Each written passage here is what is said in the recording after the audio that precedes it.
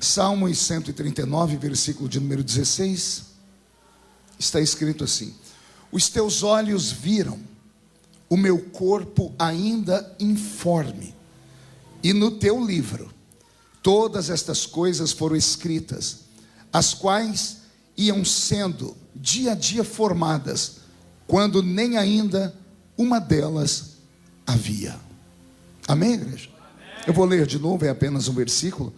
Os teus olhos viram o meu corpo ainda informe, e no teu livro todas estas coisas foram escritas, as quais iam sendo dia a dia formadas, quando nem ainda uma delas havia. Feche a Bíblia, coloque no banco, na cadeira. Consegue pegar na mão da pessoa que está do seu lado? A mais perfumada delas? Isso.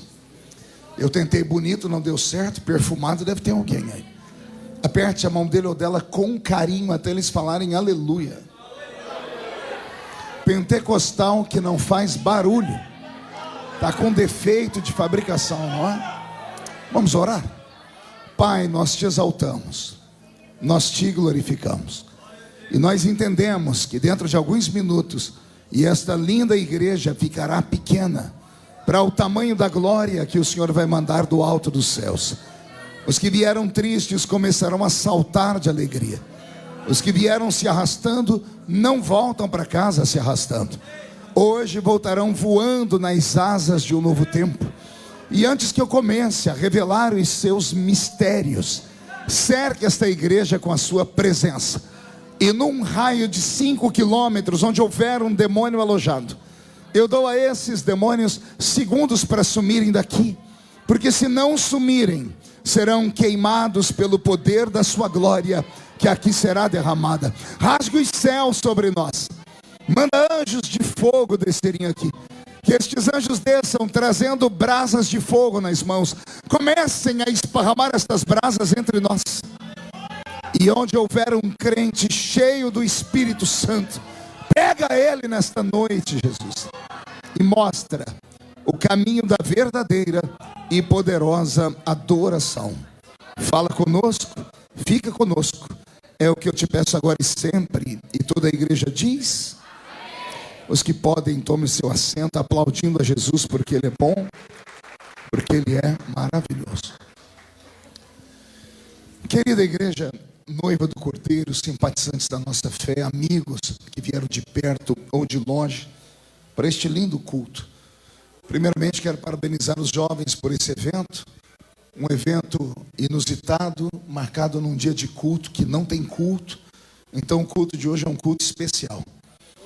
E como não tem culto, é um culto de hora extra. Eu não sei aqui nos Estados Unidos, mas no Brasil, toda hora extra, o pagamento é dobrado. Já começou a entender aí, né? Então uma bênção vai ser dobrada sobre a sua vida nessa noite. Eu só vou fazer um pedido, é com todo o respeito e de carinho que eu faço. Peço que todos fechem os olhos nesse momento. Os que estão aqui, principalmente os que estão na frente, dos lados, nas laterais, que estiver mascando um chiclete, se você puder tirar o chiclete agora da boca, está todo mundo de olhos fechados, ninguém está vendo, ou se você puder engolir ele, num ato de respeito, eu vou te agradecer muito, tá bom? De coração. Como eu sou no Brasil uma autoridade constituída, sempre estou em reunião com pessoas muito importantes, e a primeira coisa que o cerimonial faz é pedir para que todo mundo jogue o chiclete fora. Eles dizem que não há falta de respeito e educação maior do que essa. Você está diante de uma autoridade e ficar mascando chiclete. Se diante de homens fazemos isso, imagine na casa de Deus, onde a presença dele está aqui entre nós. Amém? Deus te abençoe. É claro que é só um pedido, eu não sou dono de ninguém. Se você não quiser respeitar, fique à vontade. Roberto, mude a música para mim. O texto que eu li nessa noite, pastor Marco Aurélio, ele é tão profundo que 1, 2, 3 horas seriam muito pouco para a gente meditar nele. Mas é o que temos nessa noite. Esse texto saiu da boca de um homem extremamente vivido e experiente. Um homem que começou a servir a Deus quando era só um pequeno jovem, um jovenzinho. É dele palavras de sabedoria como essa: fui moço, hoje sou velho, mas nunca vi um justo desamparado, nem a sua geração mendigar o pão. Esta palavra saiu da boca dele. Eu estou falando aqui de Davi. Qual é o nome dele? Acotovele o irmão do seu lado e pergunte: conhece Davi? Se eu perguntasse aqui sobre Davi, qualquer crente aqui se levantaria contando as histórias, mas as histórias de vitória dele. Geralmente, o que fica no nosso coração são mensagens positivas. E Davi tem muitas histórias positivas.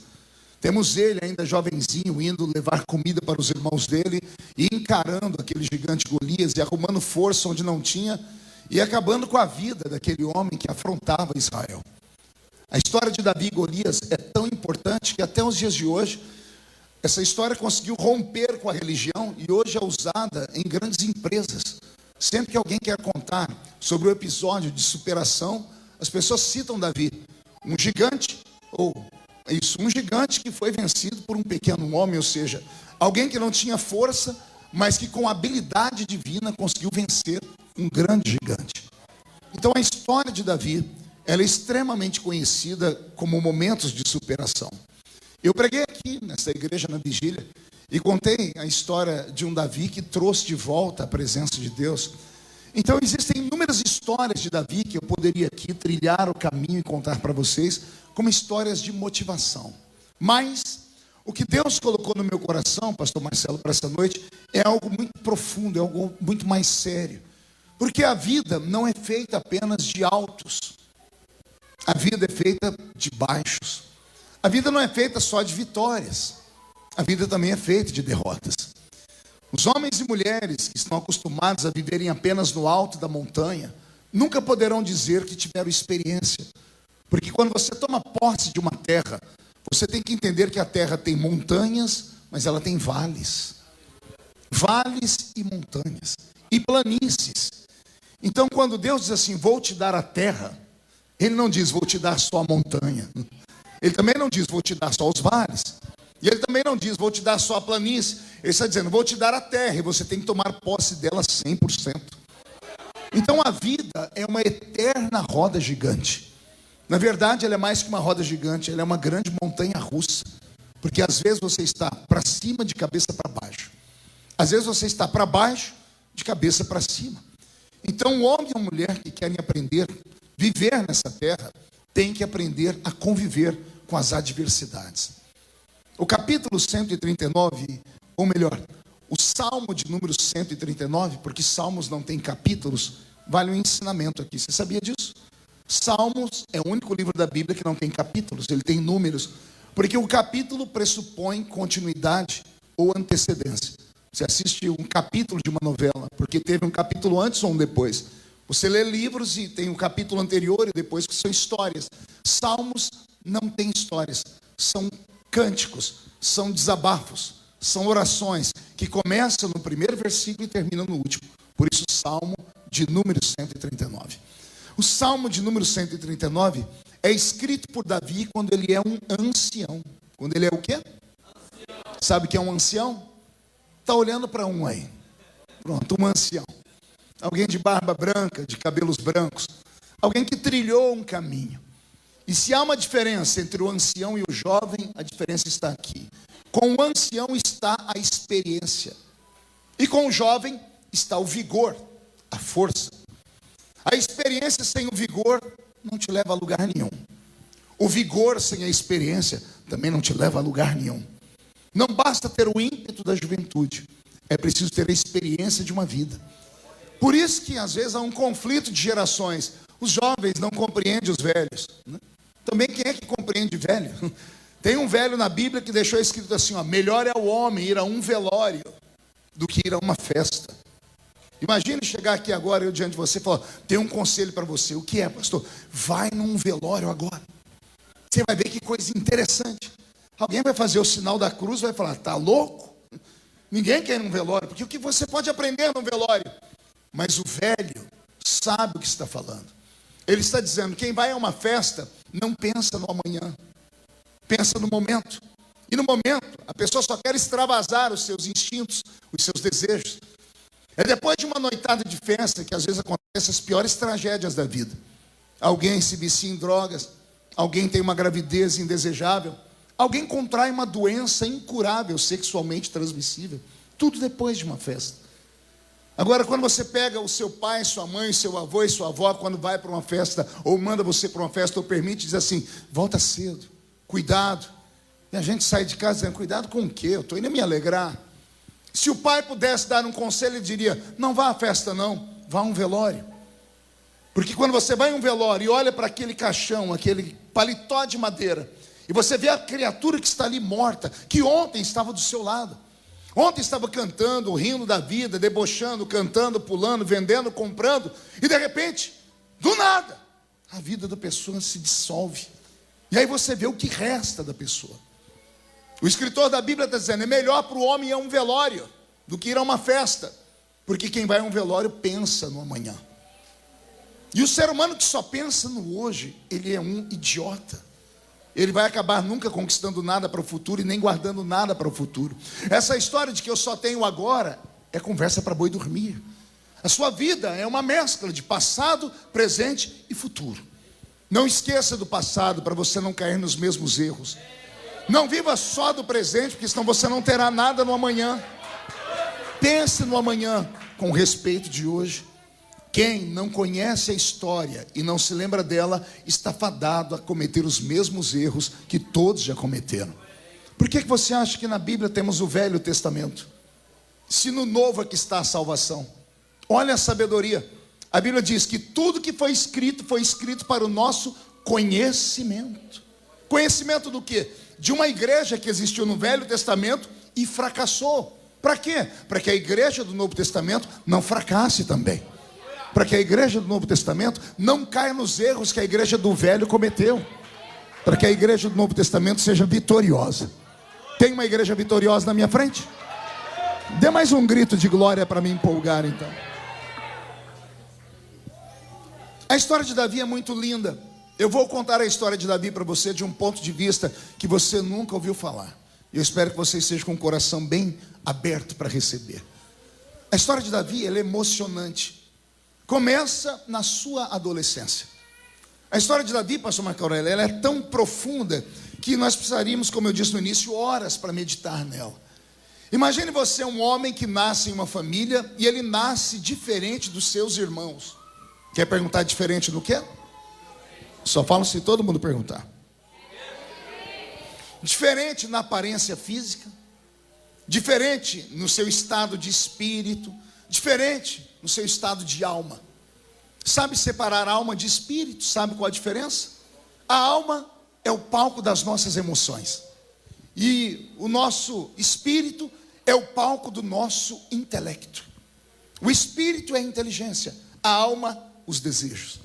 Então, a vida de Davi, do início, era um turbilhão.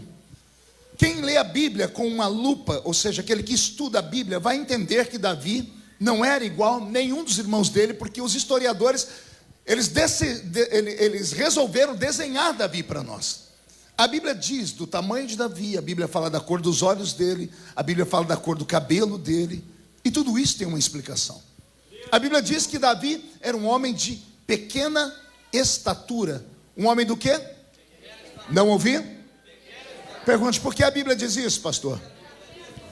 Porque quando o profeta Samuel entrou na casa do pai dele para ungir um dos filhos dele como rei de Israel, ele entrou sabendo que ali haveria alguém que era da altura do rei Saul. O rei Saul, o primeiro rei de Israel, além de ser o homem mais bonito de Israel, a Bíblia diz que ele acima dos ombros era o hebreu mais alto. Então, quando Deus rejeita Saul e vai dar um novo profeta, ou vai dar um novo rei para Israel, o povo espera que seja um rei do mesmo nível de Saul. Quando Samuel entra na casa de Jessé, o belemita, que é o pai de Davi, ele olha para o primeiro filho de Jessé e diz, já tem um rei. Quando ele vai derramar o azeite na cabeça do menino, porque o menino tem a altura de Saul, tem a beleza de Saul e tem a jovialidade, o Espírito Santo fala com ele, não é esse. Aí entra o segundo irmão de Davi. E quando o profeta olha, diz: é esse, porque é alto como o primeiro, é forte como o primeiro, é jovem como o primeiro e é bonito. Ele vai derramar o azeite. O Senhor diz: também não é esse. E a Bíblia diz que todos os irmãos de Davi passaram diante do profeta e Deus não deixou ele ungir ninguém. E o profeta perguntou: por que não é nenhum desses? O Senhor diz: porque todos esses têm aparência de rei. Eu quero um que tenha o coração de um rei. Olha que coisa bela. E aí entra o constrangimento. Pergunte por quê? Porque o profeta pergunta para o pai de Davi: acabaram-se os mancebos?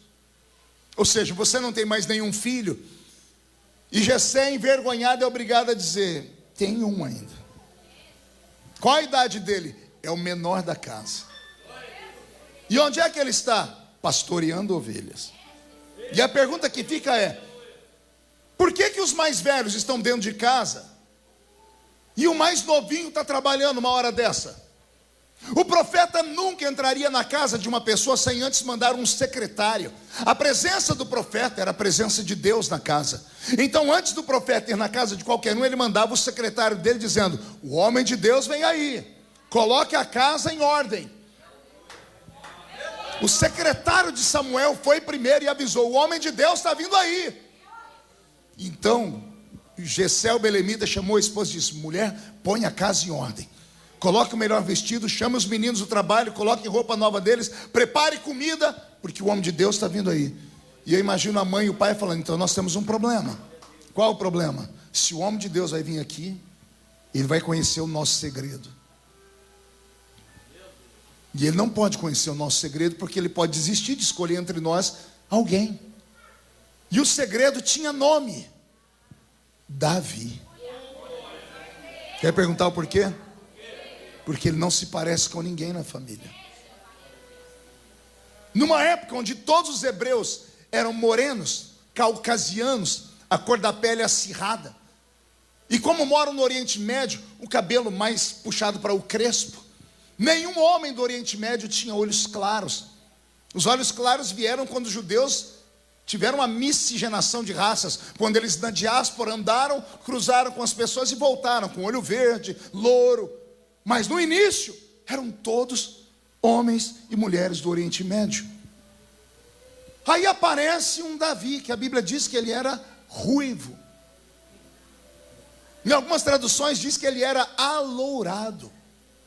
Mas como é que uma pessoa, uma mulher e um homem que são morenos, que tem a pele caucasiana, um cabelo mais crespo, dão à luz a um menino que é loiro? O escritor vai dizer: Davi tinha os olhos brilhantes. Olhos o quê? Brilhantes. Numa época onde ninguém nunca tinha visto ninguém de olho azul, nem olho verde. Os olhos brilhantes é que os olhos de Davi eram olhos claros. Davi é pequeno, enquanto os irmãos dele são gigantes. E aí vem a parte mais difícil de interpretar. Pergunte qual? A Bíblia diz que Davi era um homem de gentil aspecto. Para interpretar isso não é nada fácil. Você tem que me ouvir pelo Espírito para não murmurar. Gentil aspecto é alguém que tem uma beleza delicada. Davi tinha uma beleza delicada. Exemplo: Leonardo DiCaprio é um homem de uma beleza delicada. Ele é macho, tanto é que namorou até a Gisele Bündchen, mas os traços dele são finos. Não é barbudo, o narizinho é fino, ele tem uma beleza quase que feminina. Isso é um homem de gentil aspecto. Ele nasce no meio dos hebreus. Os hebreus têm uma beleza bruta. São todos eles nariz adunco, torto, cara fechada. Aí aparece um menino belo, louro, dos olhos claros, pequenino, numa família onde todo mundo é diferente. Pastor, onde o senhor quer chegar? O que eu vou falar, digo eu, tá bom? Interpretação minha. E aceito qualquer um que queira me questionar, porque eu já tive brigas até em seminários de teologia por conta disso. Meu pensamento é que Davi era filho de sua mãe, mas não era filho de seu pai. Aconteceu uma tragédia naquela família. Os homens partiam para a guerra, pastor Marcelo, e deixavam as mulheres em casa. A mãe de Davi possivelmente foi abusada sexualmente por um escravo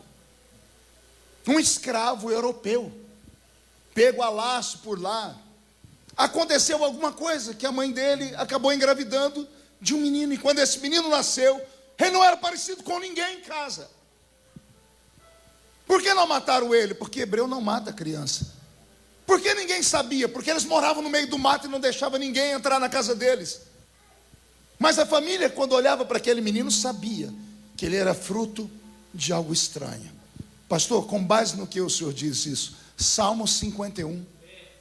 Em pecado me gerou a minha mãe.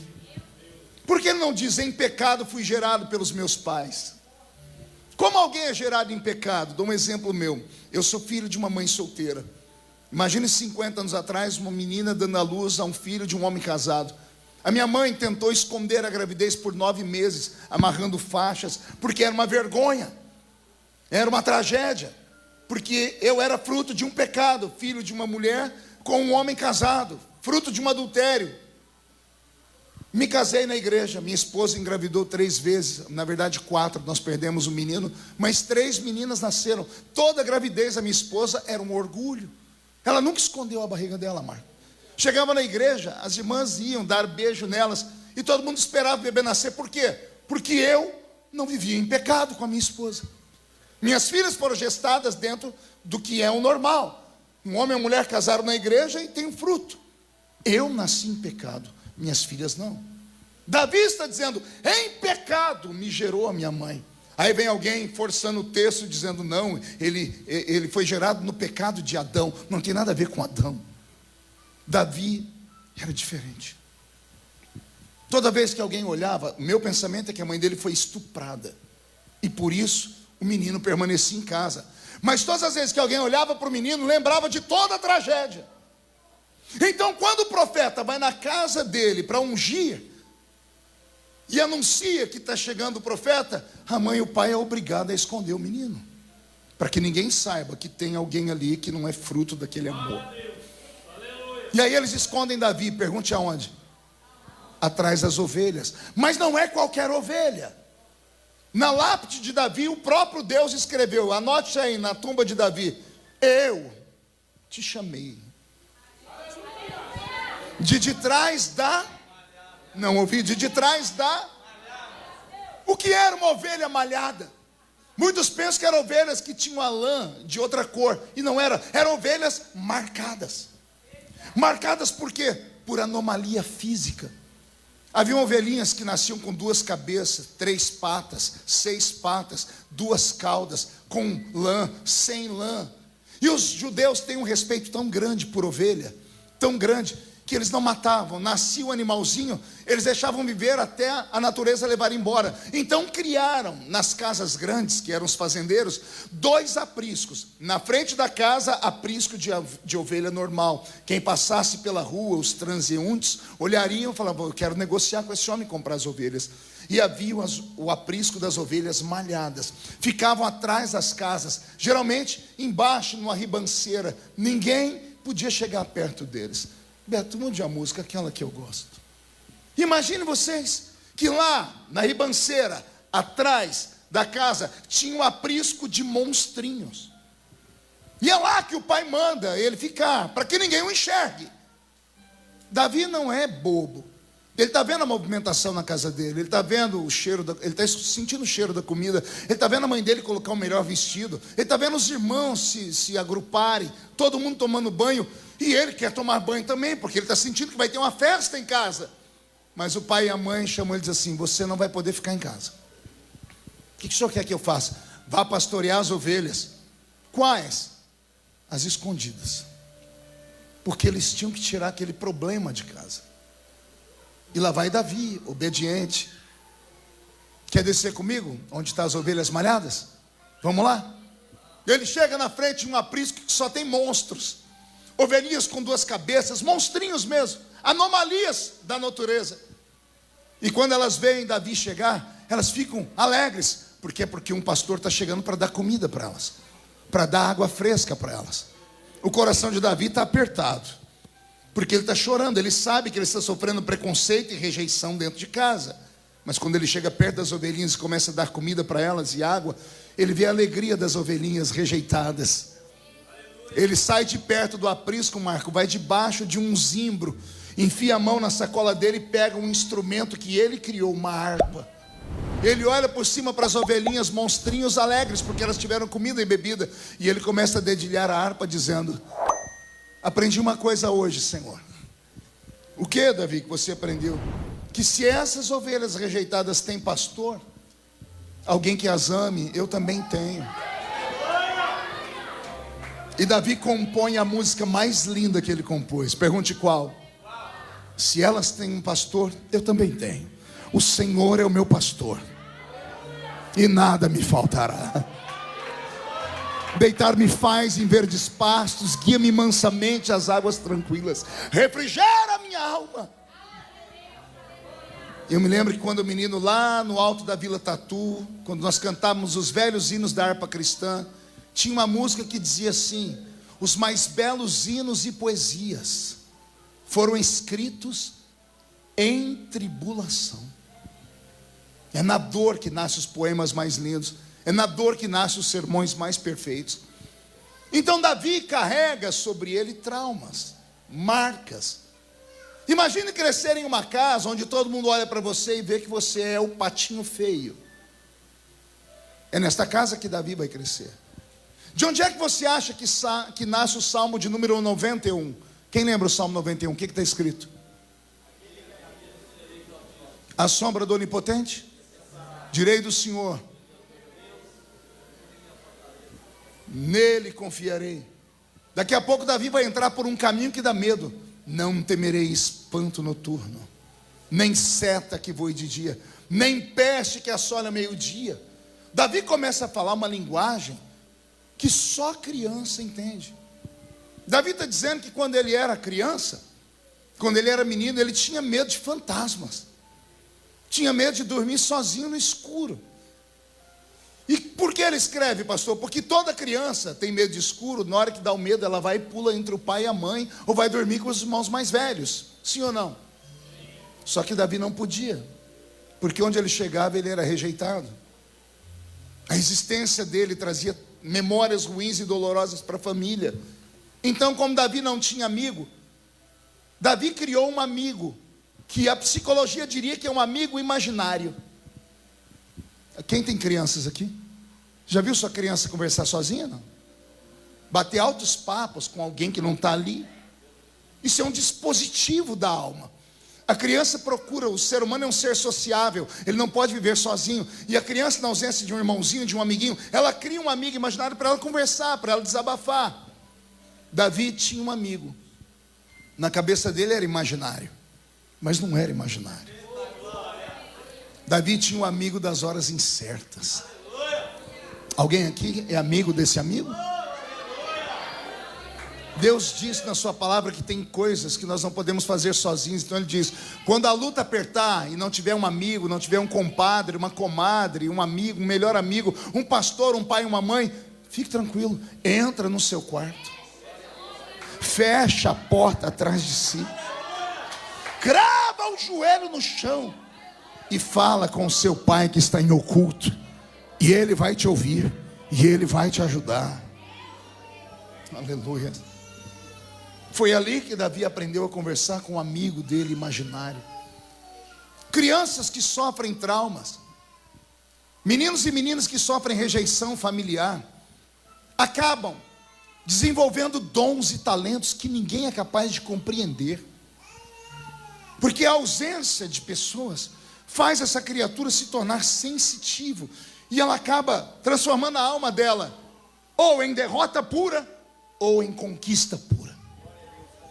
Não existe outra coisa a se fazer com traumas.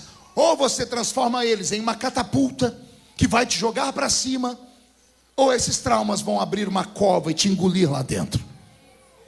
Cada ser humano age de uma forma. Davi agiu da forma que Deus quer que todos nós hajamos hoje. Ele pegou o passado dele e não transformou em um chapéu sombreiro. Já viu um sombreiro mexicano? Daquele tamanho, coloca sobre a cabeça, a pessoa cai para o chão. Quem carrega um chapéu daquele tamanho na cabeça, às vezes não consegue suportar o tamanho do peso. A pessoa só anda de cabeça baixa. Muitas pessoas pegam o passado dele, a história dele, e transformam em um chapéu sobre a sua cabeça. Mas tem gente que pega o passado e tira de cima da cabeça e põe no chão e transforma em tapete, para limpar o pé e dizer ao seu passado: você não determina o meu futuro.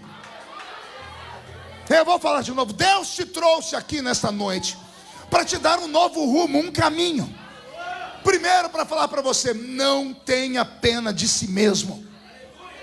Pessoas que vêm para uma reunião como essa e ficam aí com seus ombros caídos, murchinhos, na expectativa de que o profeta, por misericórdia, aponte o dedo e diz: ó, o Senhor mandou falar com você. Geralmente nunca vencem na vida, porque elas precisam que o profeta revele o futuro delas. Você quer que um profeta revele o seu futuro? Eu vou te apresentar um profeta. Existe o maior profeta da sua vida e ele não está aqui. Pergunte onde ele está, pastor. Dentro da sua casa. Pastor, eu nunca vi. Já viu, mas ignorou, não acreditou no potencial dele. O maior profeta da sua vida você pode encontrar depois desse culto. Você vai chegar na sua casa, vai colocar um espelho na sua frente, vai olhar para aquele espelho e vai dizer assim: toma vergonha na sua cara. Porque você não precisa de motivação de terceiros. Você precisa acreditar em você mesmo. Porque se você não acreditar em você, quem é que vai acreditar? Vivemos num mundo capitalista. E o mundo capitalista, ele é feito de pessoas que querem conquistar. Então a disputa é muito grande. Um quer ser melhor do que o outro. Até a pessoa que gosta muito de você, que é sua melhor amiga, seu melhor amigo, quando você sai de perto, o ódio ou a inveja é natural nascer quando te vê que você é mais bonito do que ele, você tem mais competência do que ele. Isso acontece no púlpito, isso acontece dentro de casa, isso acontece no trabalho. Então não se iluda esperando que todo mundo aprove você. Eu quero, em nome de Jesus, hoje puxar a sua orelha. Alguém vai querer me bater: pastor, arruma 2 segurança para sair daqui comigo hoje. Para de ser otário. Quando vai tirar uma foto para postar no Instagram, tirou 86 fotos para escolher uma. E não sem antes colocar um monte de filtro. Aí a pessoa pessoalmente parece uma bruxa, mas no Instagram parece a atriz que fez a Xuxa. Então não viva desse jeito, não seja uma coisa que você não é. Se você não aceitar como Deus te fez, se você não acreditar que há em você uma beleza, que há em você uma inteligência, que há em você uma capacidade, você vai viver a vida inteira a reboque dos outros, as favas com os outros. O maior profeta da sua vida é você. Você vai pegar o seu dedo, vai apontar para você quando chegar em casa, vai dizer assim: eu vou chegar lá. E vou te dizer, você vai chegar a galope. E quando você chegar, um monte de gente vai ficar aqui atrás olhando: como foi que isso aconteceu? Ah, é porque Deus escolheu, nasceu virado para a lua. Não existe isso. Eu estou aqui para provar para você que não existe isso. Se Deus deixasse um nascer para a vitória e o outro para a derrota, ele não seria Deus. Deus não é injusto. Deus não pode dizer assim: essa aqui nasceu para ser assim, aquele lá para ser assado. Isso não seria Deus, é um monstro. Ele te deu uma vida. O problema é o que você faz com essa vida. O problema é o que você faz consigo mesmo. O problema é o que você faz com aquilo que você escuta dos outros. Não percebeu que Deus te deu 2 orelhas, 2 ouvidos? Não é à toa. Tem coisas que você vai ouvir por aqui e não vai deixar aqui. Tem que deixar sair por aqui. Se você só ouvir e ficar absorvendo, guardando tudo, você vai passar o culto inteiro, ou todos os cultos da vida, igual você está aqui, olhando para mim com essa cara feia, parecendo que foi batizado num pote de vinagre. Ah, pastor, não foi para isso que eu vim aqui. A porta da rua é serventia da casa. Porque se você vem só atrás de uma revelação, você vai receber hoje ou não. Quando não tiver revelação nenhuma, você se perde. Você se perde. Você pode gostar de ver Deus usar, porque Deus manifesta os dons dele, mas o maior dom está dentro de você. É você que tem que arrumar coragem hoje, arrumar força. Você tem que levantar da sua cama e ir trabalhar, porque Deus não ajuda vagabundo. Deus ajuda gente que acredita. Ficar sentado esperando: ah, eu estou depressivo. Ah, é? E aí? Hello? Vai fazer o quê? Ficar lá choramingando? Ah, pastor, ele me abandonou. Ai, meu coração. Ah, coisa ruim. Se você não aprender a ter uma outra perspectiva da vida. Me ensina, pastor, ensino. Já ouviu falar da teoria do copo d'água? Um copo com metade de água é colocado na frente de várias pessoas. Aí um psicólogo pergunta: o que você está vendo? Uns dizem: eu vejo um copo com água, e ele anota. Outros olham o mesmo copo e dizem: eu vejo um copo que está quase vazio. Outro olha o mesmo copo e diz: eu estou vendo um copo quase cheio. Porque tudo está na perspectiva do seu olhar. A Bíblia diz: se os seus olhos são bons, tudo vai ser bom. Se os seus olhos são ruins, nada vai prestar para você. Tudo está dentro de você. É você que tem que saber o que você quer da vida. Enquanto você não acreditar que Deus te colocou nesse mundo por um propósito. Não, pastor, meu propósito é só sofrer. Então comece a dar glória a Deus. Por quê, pastor? Porque Deus é sádico? Não, porque todo sofrimento vai te levar para um tempo de tanta glória. A Bíblia diz que para cada dia de vergonha, completa? Para cada dia de vergonha, dupla honra. Vou falar de novo. Para cada dia de vergonha, haverá dupla honra sobre a sua vida. Mas a honra só vai vir quando você murchar a barriga, estufar o peito e aprender a falar grosso. E aprender a olhar para o diabo, agarrar ele pelo chifre, esfregar a cara dele no chão e falar para ele: você não determina a minha vida, Deus já determinou a minha vida. Ah, se você soubesse onde Deus vai te colocar. Ah, se você soubesse o que te aguarda, o futuro. E o futuro que eu estou falando não é daqui 30, 40 anos não, porque eu quero estar vivo para ver o seu futuro. Eu estou falando daqui 2 dias, 24 horas. Eu já ouvi o profeta falar aqui, dentro de 14 dias. Alguém que crê anotou. Outros deixaram entrar por aqui e saiu por ali. É você quem determina onde você quer chegar. Eu não estou pregando para um bando de derrotados. Eu estou pregando para os maiores heróis que esta terra já viu. E se alguém acredita nisso, reage, pelo amor de Deus. Era massuri de candara, lavachara macandara, mahara bagara.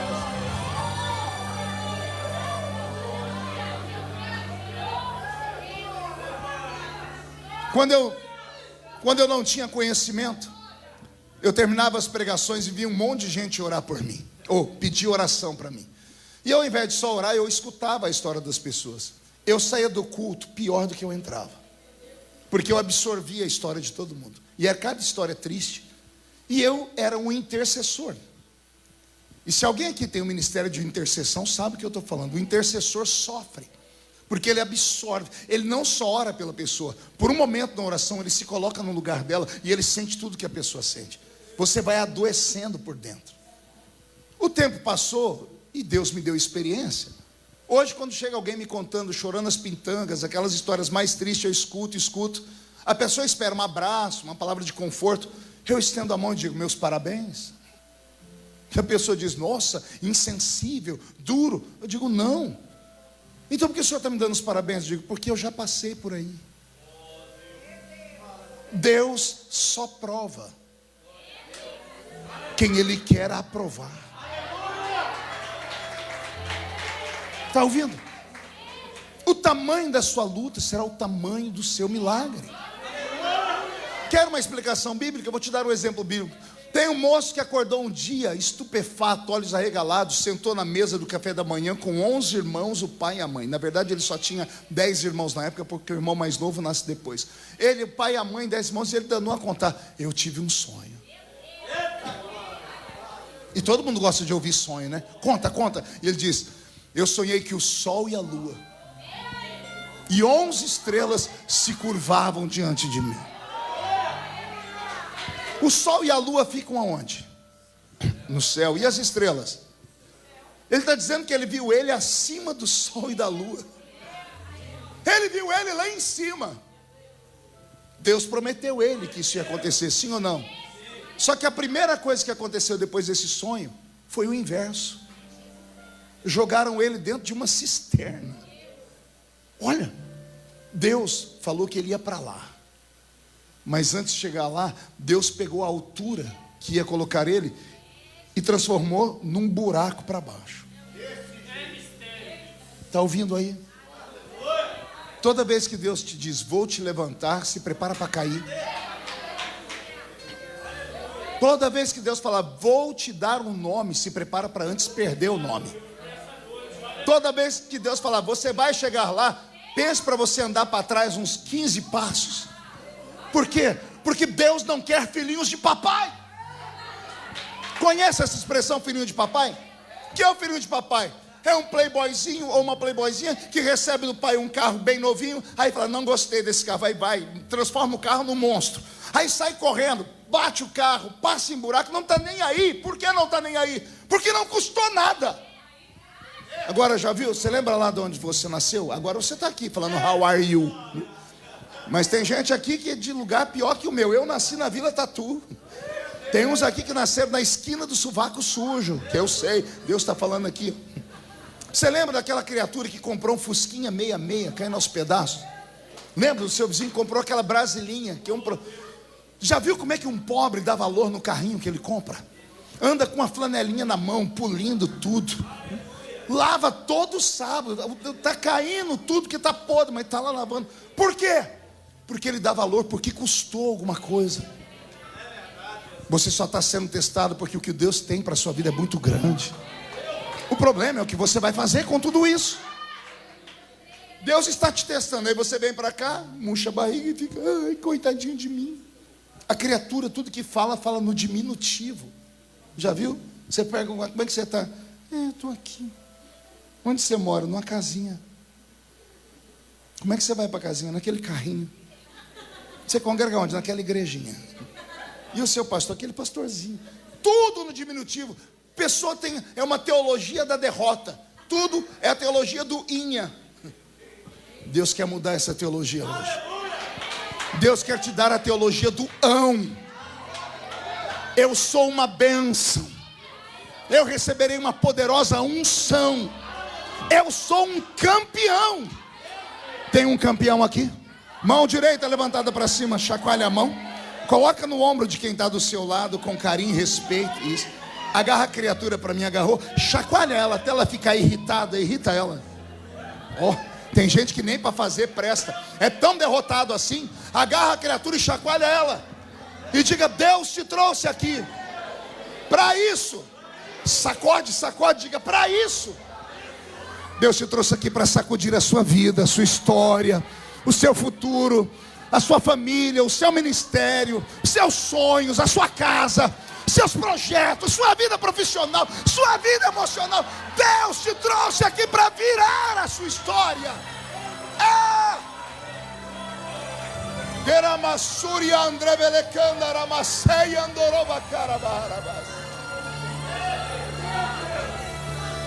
Eu estou sentindo Deus aqui.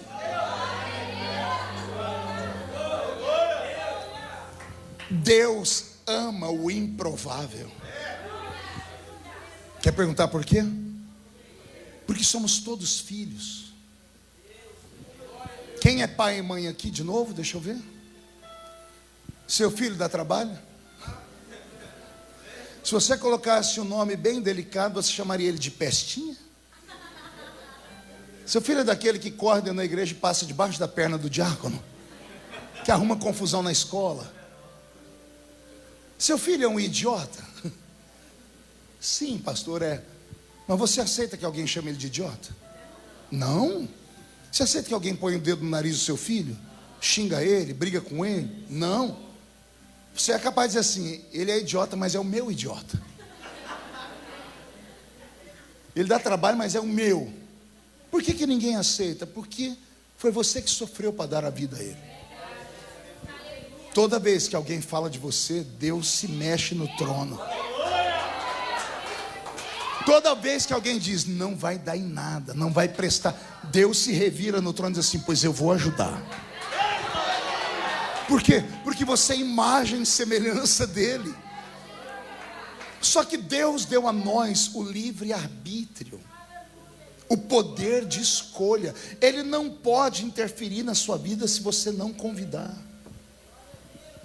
Não é que ele não pode porque ele não tem poder, ele tem todo o poder.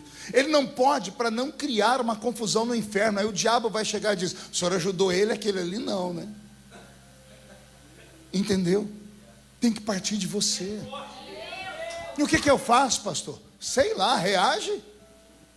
Fica aí olhando para mim com esse olho seco, parecendo olho de sapo que morreu no dia de enchente, não ajuda. Vem para cá, numa reunião como essa, culto de festa, parecendo estar num velório, não abre a boca nem para respirar, não adianta. Reage. Não fica com essa boca travada, essa boca de aço, essa língua de ferro, esse queixo de concreto. Reage. Acredita. Eu estou com o meu corpo todo arrepiado, meu Deus.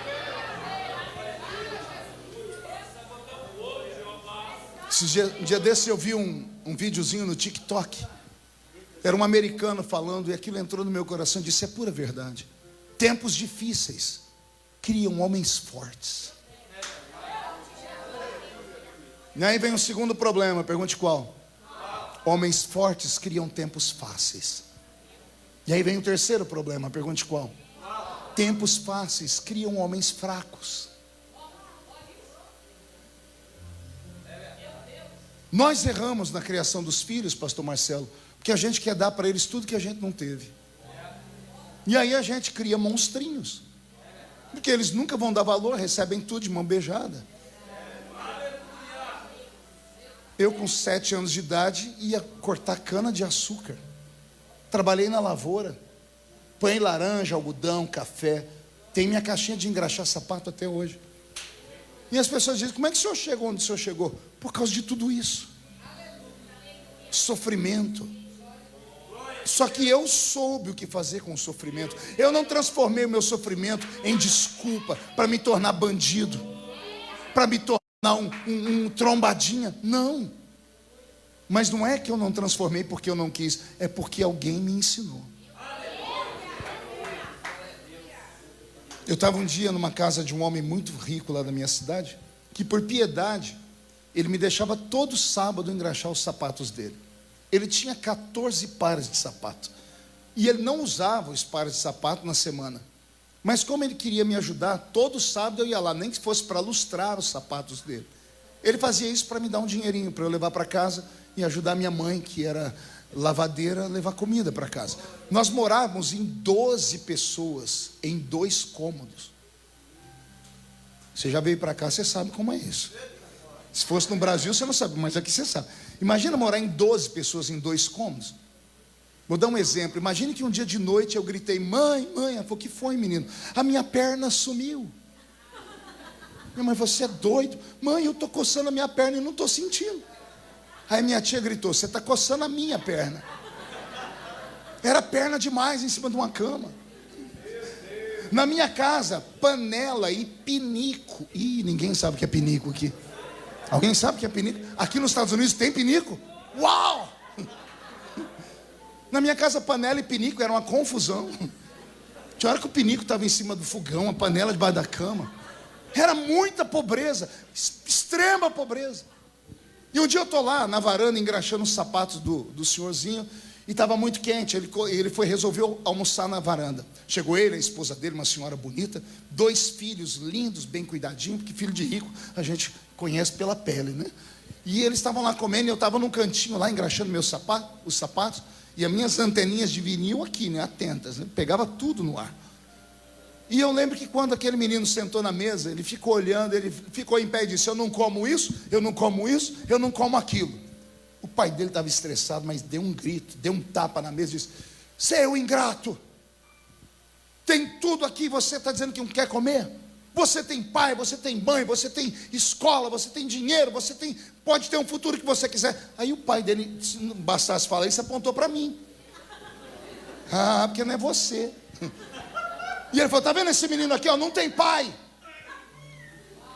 A mãe dele é lavadeira, está aqui engraxando sapato para levar comida para casa. Sabe qual é o futuro dele? É ser um trombadinha. Ele não falou por mal, ele estava com raiva, mas aquilo entrou aqui dentro. Eu engraxei os sapatos e corri para casa. Eu chorei do meio-dia até as 2 da tarde. Minha mãe chegou cansada do trabalho. Minha mãe não sabe ler nem escrever até hoje. Quando ela entrou pela porta, eu pulei na barriga dela, abracei e me chacoalhava e disse: o que foi? O que aconteceu? Eu falei: mãe, eu vou ser um trombadinha. Ela falou: o que você está falando? Eu falei: eu vou ser um trombadinha. Ela me deu um chacoalhão, me trouxe para a realidade. Ela disse: por que você está falando isso? E eu contei para ela a história. A minha mãe olhou para mim sem saber ler, sem saber escrever. Ela me deu um ensinamento que nunca saiu da minha alma. Ela disse para mim: pare de chorar. Pobreza não é defeito. Ser vagabundo é. Ela falou para mim: você vai ser o que você quiser ser. Se você quiser ser um trombadinha, você vai ser um trombadinha. Mas se você quiser ser um homem importante, você vai ser um homem importante. Minha mãe não era crente, mas mãe e pai são profetas. Nós não somos propriedade de pai e mãe. Pai e mãe não são donos nossos, eles são mordomos. A Bíblia diz que filhos são herança. Herança do Senhor. Somos colocados na mão de pai e mãe para eles cuidarem de nós.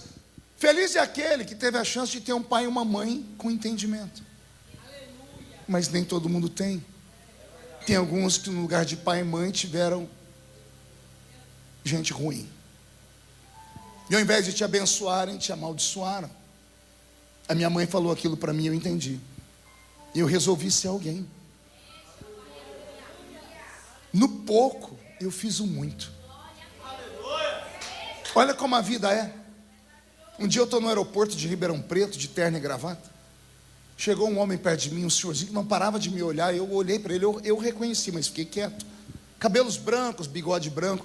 Ele falou: desculpa, parece que eu te conheço. Eu disse: o senhor me conhece sim. Ele falou: sério? Como eu te conheço? Ele falou: o senhor me ajudou muito na vida.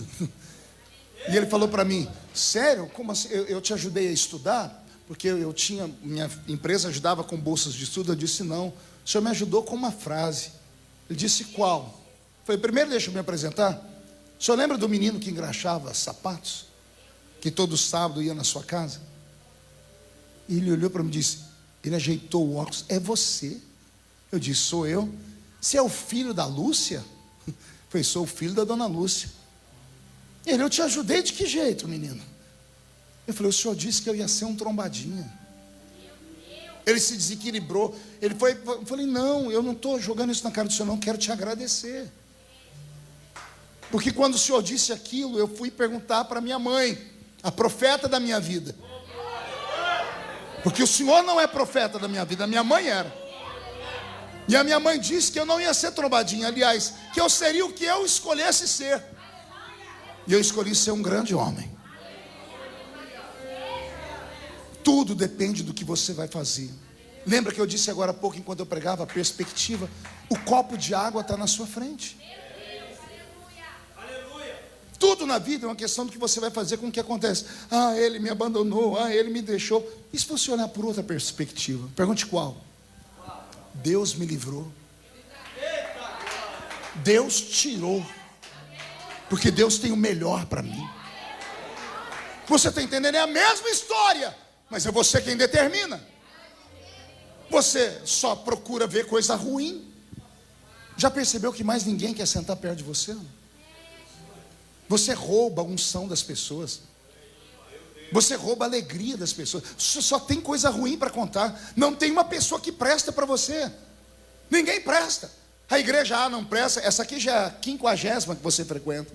Daqui a pouco vai sair dessa também, se não for curado. Ser curado como, pastor? Aqui. Deus transformou essa igreja num centro cirúrgico hoje. É sério, eu estou vendo os enfermeiros de Deus aqui. Anjos estão preparando você para uma cirurgia hoje. Porque a junta médica está chegando aí. Pai, Filho e Espírito Santo vão fazer uma cirurgia em você hoje. Vão tirar o coração de pedra. Vão colocar um coração de carne. Vão tirar os olhos de derrota. Vão dar córneas novas. E você vai começar a enxergar com esperança. vão tirar um cântico de tristeza e vão colocar um novo cântico nos seus lábios. Quando esse culto terminar, se prepare para ter a melhor noite da sua vida neste ano.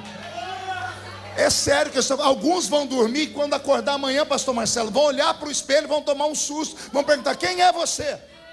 Por quê, pastor? Vai mudar a cor da sua pele, o brilho dos olhos, a sua voz. As pessoas vão perguntar: você viu um passarinho verde lá ontem, nesse culto que você foi? Você está todo cantarolando. Você vai dizer: não, foi uma pombinha de fogo que desceu lá. O Espírito Santo entrou em mim, mudou a minha história, mudou a minha existência. Alguém acredita nisso? Então agora não dá um grito, não, dá um berro de glória a Deus, por gentileza.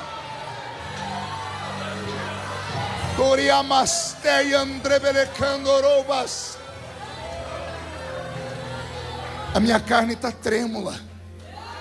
O Senhor está aqui. Ele veio a esse culto para mudar a sua vida, para mudar o seu destino. Mas Ele está com as mãos amarradas. Pastor, alguém pode amarrar as mãos de Deus? Sim. As cordas que amarram a mão de Deus têm nome. Se chamam incredulidade. Enquanto você for incrédulo, olhar para o púlpito e ficar: será? Eu conheço a vida, eu vou olhar na internet depois. Larga a mão de ser otário. Esse lugar ainda é santo. Pastor, e se quem estiver pregando? Idiota. Que vida no altar tinha a jumenta que falou com Balaão? Eu vou falar de novo. A jumenta de Balaão jejuou há quanto tempo? Cantou quantos louvores? Quando Deus quer te abençoar, Ele usa até o diabo. Eita, que eu falei uma coisa boa agora. Como assim, pastor? Quando Deus quer abençoar alguém, Ele transforma até o diabo em empregado. Estava pregando em Minas Gerais. Tem algum mineiro aqui? E me contaram uma história que eu dei tanta gargalhada. Uma irmãzinha muito humilde, morava num bairro extremamente pobre, e casinha de coab, né, uma do lado da outra, parede fina. E um dia o vizinho dela, no sábado, estava lavando lá a bicicleta dele, e ele escutou, né? A irmã orava sempre muito, deixava aqueles hinos ligados alto: Osés de Paula, Vitorino Silva, Sem Ovelhas, né? Guiomar Vitor, aquelas coisas que só quem desceu da arca comigo que conhece, né? E de repente ele começou a escutar um grito dentro do quarto, e ele chegou perto, né, da janela para escutar. E a irmãzinha estava assim: Jesus, acabou tudo hoje. Senhor, já tem meses que eu não recebo nada, e o que eu tinha foi embora. Eu quero comer hoje um frango. E não tem frango, nem arroz está tendo. Senhor, a Bíblia diz que o Senhor é o Deus que cuida do órfão e da viúva. Senhor, manda para mim o sustento. O vizinho dela era tão ímpio, desgraçado, ele começou a rir. Foi: eita, velho, falando que Deus cuida dela, não tem nem comida. Ele parou de lavar a bicicleta, foi e bateu na casa do outro que era mais ímpio do que ele, companheiro de copo, cachaceiro, sempre amarravam naquela maldita manguaça, né? Aí os dois falaram: a velha ali, rapaz, surtou, está dizendo que não tem comida, quer comer frango, vamos fazer uma brincadeira com ela? Falei: qual? Quanto você tem aí? Tenho 10, eu tenho 20. Vamos ali no mercadinho ali, vamos comprar uns negócios, vamos mandar entregar para ela. E aí, quando entregar, ela vai perguntar quem mandou. A gente fala para o menino falar para ela que foi o diabo, que Deus não escutou ela, quem escutou foi o diabo. E fizeram isso. E eles ficaram à espreita para ver. Casa pequena, se escuta tudo. O menino bateu na porta e disse: senhora, mandaram entregar umas coisas aqui. Ela falou: eita, meu Deus, não farta comigo nunca. Pode trazer, tem frango aí, menino? Tem frango, tem arroz, pode colocar aqui, ó. Meu almoço daqui 40 minutos, eu tenho que fazer tudo isso. E o menino falou assim: a senhora vai perguntar quem deu? Eu falei: vou. Mandaram dizer para a senhora que quem mandou foi o diabo. Ela: é? Ela baixou a cabeça. Quando eles esperavam que ela ia murmurar, ela disse: glória a Deus! E o vizinho lá fora falou: ô, Dona Maria, o que está acontecendo? Falei: o diabo mandou comida para mim aqui, glória a Deus. Mas a senhora está dando glória a Deus? O diabo disse: quando Deus quer, Ele faz o diabo ser empregado dele, só para trazer na mesa da gente. Subiu um arrepio reto na coluna. Recebe esta palavra.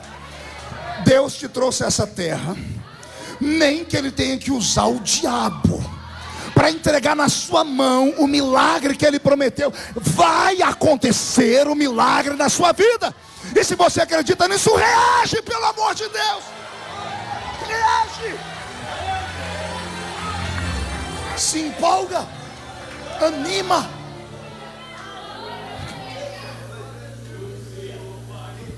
O problema, e eu encerro aqui, é o que você tem feito com o seu passado.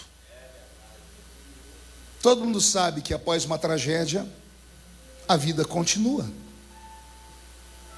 Sim ou não? Eu enterrei um filho. E no dia que eu enterrei o meu filho, eu queria trocar de lugar com ele dentro do caixão. No necrotério, Marco, eu coloquei ele com uma roupinha que um irmão me deu para apresentar ele no culto. E eu ajeitei meu filho no caixão umas 20 vezes para ver se ele ficava confortável. Olha que loucura. Eu sou pastor. Eu falei: Senhor, me mata, mas dá vida para o meu filho. E Deus não deu. Eu desisti da fé naquele dia.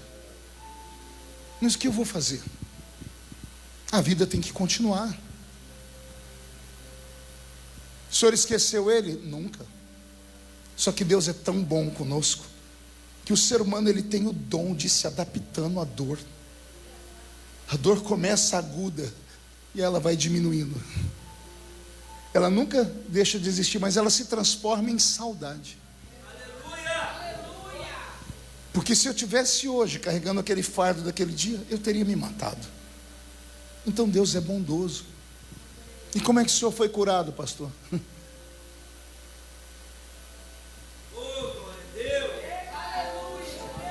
Na noite em que o bebê morreu, a minha mulher dormiu sedada, agarrada à barriga. Estava entrando no 9º mês da gravidez. Aí eu entrei no meu escritório, que eu chamava de escritório, uma salinha cheia de livros. E o meu bebê morreu por falta de atendimento médico. Não tinha plano de saúde no Brasil. Troquei tudo para viver da fé.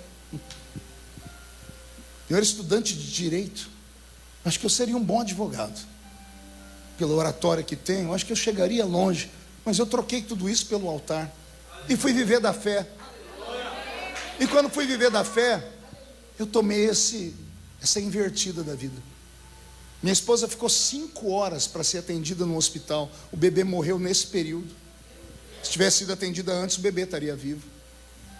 Aí naquela noite que ela dormiu sedada, eu enlouqueci. Eu cheguei nessa salinha, Marco, olhei aqueles livros, diploma de teologia, bíblias. Eu falei: vou botar fogo em tudo isso. Porque eu ajudei tanta gente, orei por filho de tanta gente, e o meu Senhor não fez nada. Aí eu estou catando os livros, mexendo daqui para lá. Caiu um livreto desse tamanho, capinha marrom. Eu nem lembrava desse livreto. Eu tinha 1000 livros.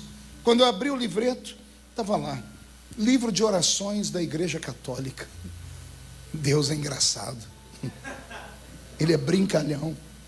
Eu peguei o livro, fui abrindo, e abri numa página que tinha um homem ajoelhado, usando uma roupa marrom, amarrado com uma corda na cintura. Na cabeça dele faltava cabelo, ele só tinha uma auréola de cabelo.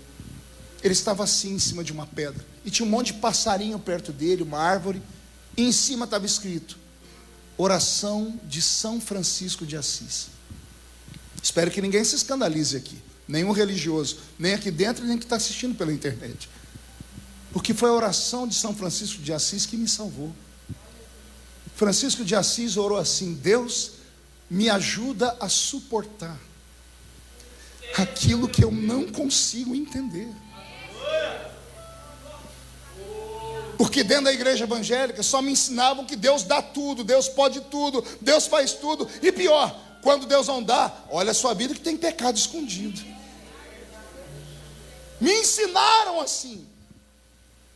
Mas Francisco de Assis disse: Deus, se eu não entendo, o Senhor entende. Só me ajuda a suportar. Que Deus depois dessa noite te ajude a suportar a sua juventude, os seus sonhos, a sua família, a ausência da sua família. Ser peregrino em terra estranha não é fácil. Vocês carregam um fardo que outros não carregam. Você não pode ver seu pai, não pode ver sua mãe, não pode estar com a família. São poucos os que têm documentação, você sabe disso. Então você sofre mais do que os outros. Por isso você precisa se apegar a alguém, ou se apegar a alguma coisa. Por isso que igreja tem que ser família. E igreja, família, é lugar de briga também. Porque é família, família que não briga não é família. Mas entenda que a sua vida pode não estar bem, mas está muito melhor do que a dos que estão lá fora. Com Jesus é difícil, sem Ele é impossível. Vou terminar. Fim da vida. Davi olhou todo o vento que ele passou. Ele saiu do lixo, virou rei. Do rei, ele despencou, caiu em pecado com Batseba. Ele viu os filhos serem mortos. Ele viu Aminon ser morto pela mão de Absalão. Ele viu Absalão ser morto pela mão do seu primo Joabe. Ele viu a única filha, mulher dele, ser estuprada. 20 filhos, a única filha estuprada. E você acha que é só você que tem tragédia na vida? A unção não te blinda de sofrimento. A unção é um revestimento para te deixar vivo enquanto você tem uma missão. Porque quando a missão acabar, a unção não te protege de acidente de carro, de queda de avião. Pastor Luiz Antônio, nosso amigo Marco Aurélio, profeta, morreu na queda de um avião. Tinha um grande amigo meu no Paraná, um pastor, um grande pregador da velha guarda, morreu com um câncer na garganta. Como é que pode um pregador que vive da voz ter um câncer na garganta? A unção blindou enquanto ele tinha uma função. A unção não vai te livrar da angústia. Deus promete te livrar do fogo. Sim ou não? Não. Ele promete te livrar no fogo. Se passares pelo fogo, a chama não te queimará. Você tem que passar. Então, se você está vendo a chama, Deus não vai te livrar da angústia, do medo, do abandono, da dor. Mas quando você estiver lá dentro, Ele te livra. E você vai dizer, Deus é Deus.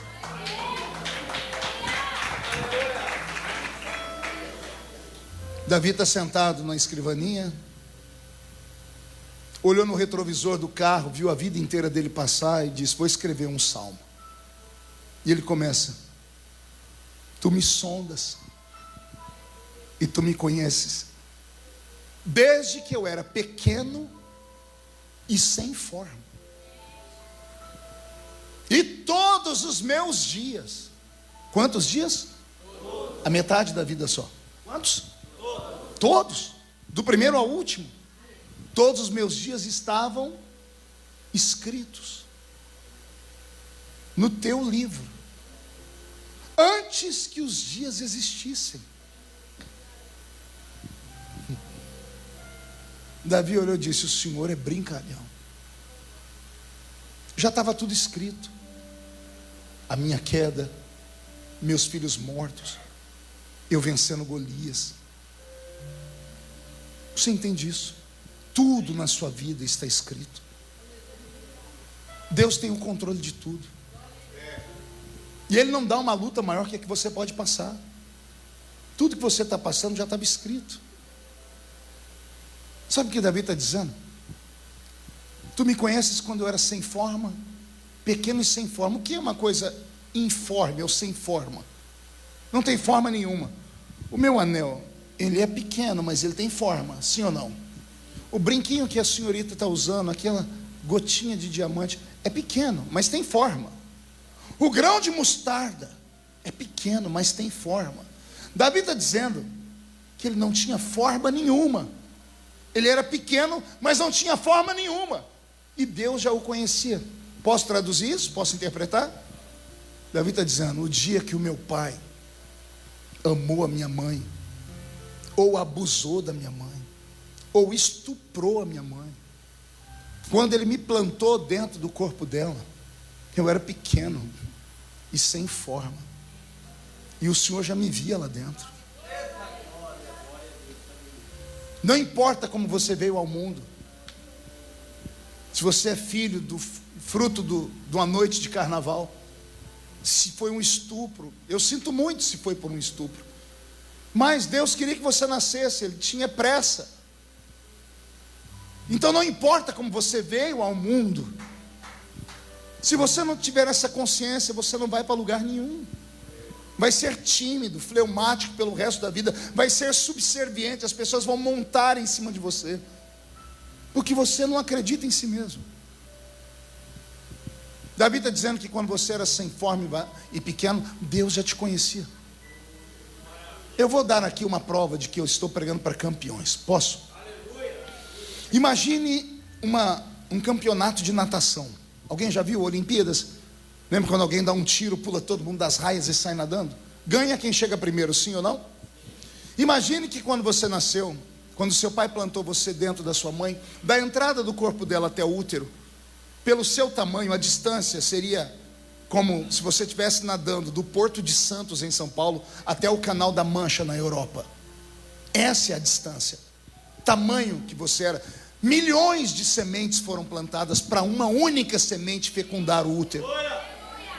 Imagine que quando seu pai plantou você dentro do corpo da sua mãe, é como se você fosse colocado em uma raia de natação, e você olhasse para cá, milhões de outros nadadores, e para cá mais milhões de nadadores, e quando deu start, você pulou com todos os outros, só que só um chega do lado de lá.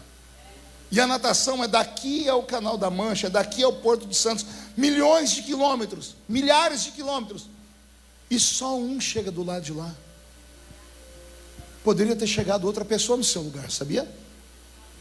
Poderia ter chegado alguém mais bonito que você, mais inteligente que você, menos chato que você. Podia ter chegado alguém que ia inventar a cura do câncer. Podia ter vindo o futuro presidente, o novo Elon Musk.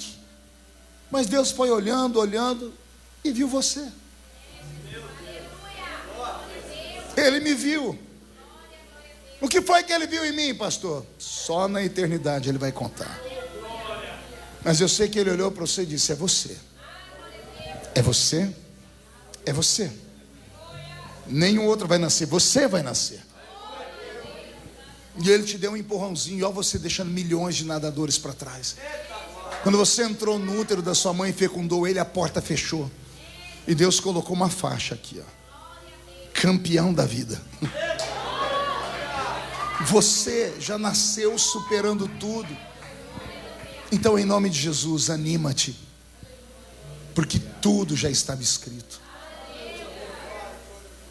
Incline a sua cabeça. Pode chorar agora.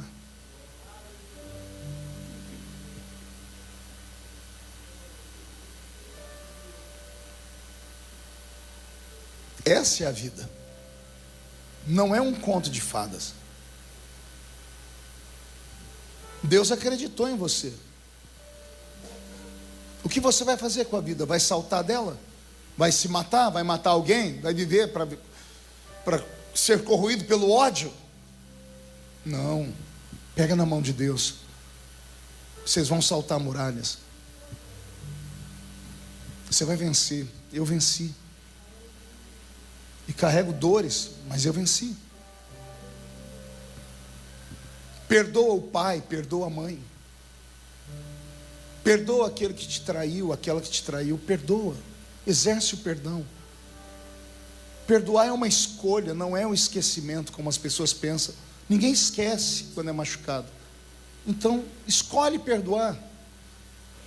A Bíblia diz que o cativeiro de Jó virou quando ele orou pelos amigos dele.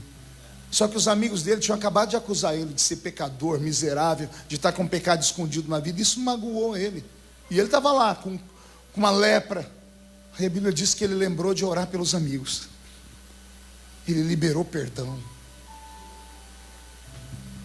Ele se colocou no lugar dele e disse: é verdade, se eu tivesse no lugar deles, eu ia falar também. Como é que uma pessoa perde a mulher, os filhos, contrai um câncer, perde a riqueza, perde os empregados, perde tudo? Eles olharam com o olhar humano. Então eu oro por eles, para o Senhor perdoar. Quando ele liberou perdão, veio uma unção do céu. E a Bíblia diz: e Deus virou o cativeiro de Jó. E tudo que ele perdeu, Deus deu para ele em dobro. Deus te trouxe hoje aqui para isso. Ele quer curar a sua alma. Eu vou pedir para que todos fiquem de pé.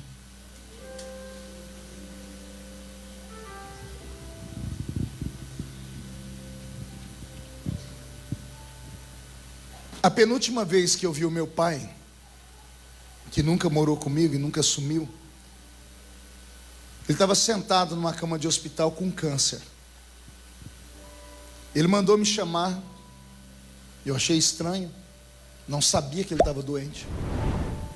Entrei na sala, lá no quarto do hospital, está aquele velho sentado, tomando soro, a barriga aberta daqui a aqui, tirou um câncer do estômago. E o médico disse para ele que ele tinha 3 meses de vida.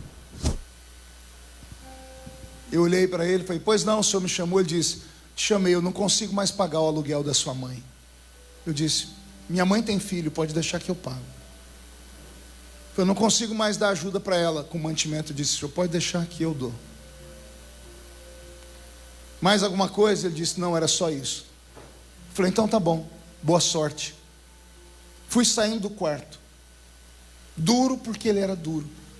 Quando botei a mão na maçaneta da porta para abrir, o meu pai, com a voz pesada, falou uma palavra que eu nunca tinha ouvido na vida. Ele disse: filho. Quando ele chamou de filho, foi a primeira vez que eu vi o meu pai me chamar de filho. Passou um filme na cabeça, na escola, Dia dos Pais, eu não tendo pai, as pessoas me chamando de filho de mãe solteira, filho de prostituta. E quando ele falou filho, eu travei, eu entrei em estado de choque. Eu não consegui me mover. Ele falou de novo: filho, volta aqui. Eu soltei a maçaneta, cheguei perto dele, ele ficou de pé com dificuldade. Ele me abraçou, pastor Marcelo. E ele veio no meu ouvido e disse: de todos os filhos que eu tive, você foi o que mais me trouxe orgulho. Me perdoa por nunca ter te falado isso. Ele teve uma crise de choro e eu também. Foi o único abraço que eu recebi do meu pai. O único. Em uma vida inteira. Que vontade de voltar lá e eternizar aquele momento. Como um abraço liberta. Como um abraço cura. A dor, a angústia, o ódio sumiram. E eu entendi que eu tinha um pai. Pena que eu nunca mais o vi vivo. Eu encontrei ele depois no leito de morte, em coma. Perdoa. Não vale a pena viver nessa vida sem perdoar. A mágoa só faz mal para o magoado. Tira esse peso das suas costas hoje. Quando o culto terminar, pega o telefone, liga. Liga para o pai, para a mãe. Ah, meu pai é isso, aquilo. Pai e mãe, pode ser o que for, são um só. Eles erraram, fizeram tragédia, você foi abusada. Eu sinto muito, mas perdoa. O amigo, libera perdão. Libera, porque Deus tem coisa grande na sua vida. A senhorita não consegue acreditar em ninguém para namorar por causa disso. A imagem do seu pai está dentro da sua cabeça. Ele destruindo a sua mãe, batendo a sua mãe, coisas mais. Por isso que você não consegue, você não confia em ninguém. Você não se abre para alguém, para ter sentimentos. Entende isso? A vida é feita de ciclos. Foi por isso que Deus levantou Davi. Porque ele aprendeu a deixar o passado lá atrás. Incline a cabeça. Eu quero fazer uma oração só. Eu quero chamar aqui na frente. Continua tocando a música, Roberto.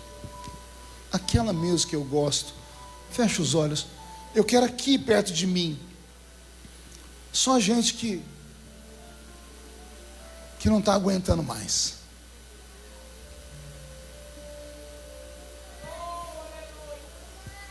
Eu quero aqui gente que não consegue perdoar. Gente que carrega o peso do pai, da mãe, de uma traição, de um casamento que não deu certo. Gente que perdeu coisas na vida. E toda vez que olha para o passado sente um ódio, uma raiva. Vem aqui. Por que aí, pastor? Porque no altar tem milagre. Quebra o orgulho. Vem. Se solta, pastor. O que vão falar de mim? Quem fala de você não paga as suas contas. Não perde a bênção, vem. Porque eu vou fazer uma oração libertadora. Isso, vem. Vem, moça, vem, moço, vem, senhor, vem, senhora. Vem, casal. Vem, ancião, vem, anciã, vem. Vem logo, escapa-te por tua vida, vem. Tiramassuri de Candaramaharabas. Birassuri de Candoroa, Suri de Candaramaharabas. Mas alguém vai vir, porque quando eu começar a orar, a porta fecha. Vem, vem rápido. Mas alguém vai vir? Isso. Deus está aqui.